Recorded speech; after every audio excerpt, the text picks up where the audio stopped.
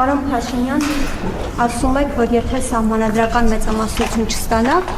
սեպտեմբերին աղետաբեր պատերազմ կլինի, ձեր գլխավոր մրցակից Սամվել Կարապետյանն էլ պնդում է, որ ձեր ընտրվելու դեպքում տնտեսական պատերազմ է լինելու։ Որքանով է նորմալ, որ իշխանության հավակնող երկու առանցքային ուժերը հանրությանը պատերազմով են սպառնում, եւ հաջորդ հարցս տեսակետ կա, որ դուք սահմանադրական մեծամասնություն եք ուզում, որ եթե ժողովուրդը մերժի նոր սահմանադրությունը, դուք այն խորհրդարանում ընդունեք եւ ասեք դա անում եք, որ շաբաթվա վերջում պատերազմ չլինի։ Մեկ այլ տեսակետ էլ կա, որ ձեզ սահմանադրական այդ մեծամասնությունը պետք է, որ միայնձնյա գլխավոր դատախազ եւ մյուս ուժայինների ղեկավարներ ընտրեք, որ ձեր իշխանությունը չփլուզվի։ Ի վերջո, ինչի համար է ձեզ պետք սահմանադրական մեծամասնություն եւ խնդրում եմ կոնկրետ պատասխաներ։ Հնարավոր է, կարող է լինել իրավիճակ, որ սահմանադրությունը խորհրդարանում ընդունվի։ Ոչ, չի կարող լինել։ Սահմանադրություն երկրում նոր սահմանադրություն չի կարող ընդունվել առանց համաժողովրդական, այսինքն սահմանադրություն ընդունելը միայն մի տարբերակ կա, դա համաժողովրդական հանրաքվեն, ուրիշ տարբերակ չկա։ Այսօրվա գործող սահմանադրությամբ է, որ խորհրդարանը որոշակի հոդվածներում կարող է փոփոխություններ անել։ Եվ հիմա կոնցեպտուալ ընդհանրապես վեճ կա, քննարկում կա, այդ թվում մեր թիմի ներսում, թե ընդհանրապես խորհրդարանին պետք է արդյոք վերապահել սահմանադրության որևէ հոդվածում փոփոխություն անելու լիազորություն։ Տարբեր տեսակետներ կան եւ քիչ չեն այն տեսակետները, ովքեր պնդում են, որ ոչ սահմանադրության մեջ որևէ փոփոխություն կարող է անել միայն ժողովուրդը, բացառապես ժողովուրդը, որովհետեւ ժողովուրդն է Հայաստանի Հանրապետությունում իշխանության տերը, կրողը եւ աղբյուրը եւ լեգիտիմության աղբյուրը։ Ինչ վերաբերվում է ձեր նշածին, որ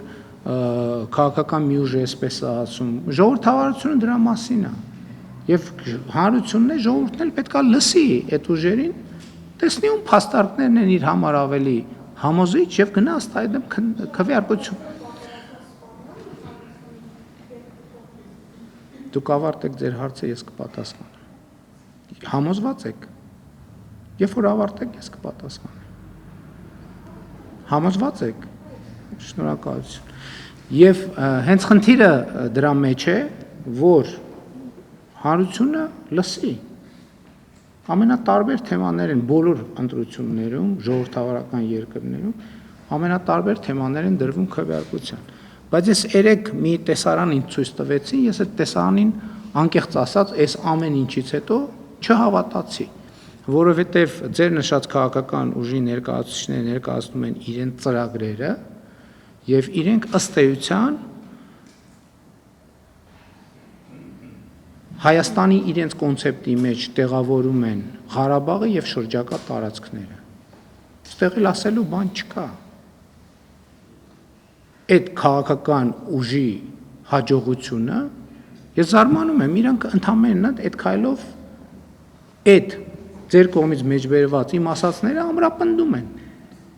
Այսինքն դա այնքան ակնհայտ բան է, որտեղ մեծ բանավեճի խնդիր էլ չեմ տեսնում։ Եթե մյուս քաղաքական ուժը ասում է Հայաստանը չպետք է բավարարվի 29743 քառակուսի կիլոմետրով, դա ինչ է նշանակում։ Դա անխուսափելի պատերազմ է, հարգելի գործընկերներ։ Այսինքն այդտեղ շատ վիճելու բան չկա էլ։ Սահմանադրության հետ կապված ոնց որ պատասխանեցի։ Շնորհակալություն։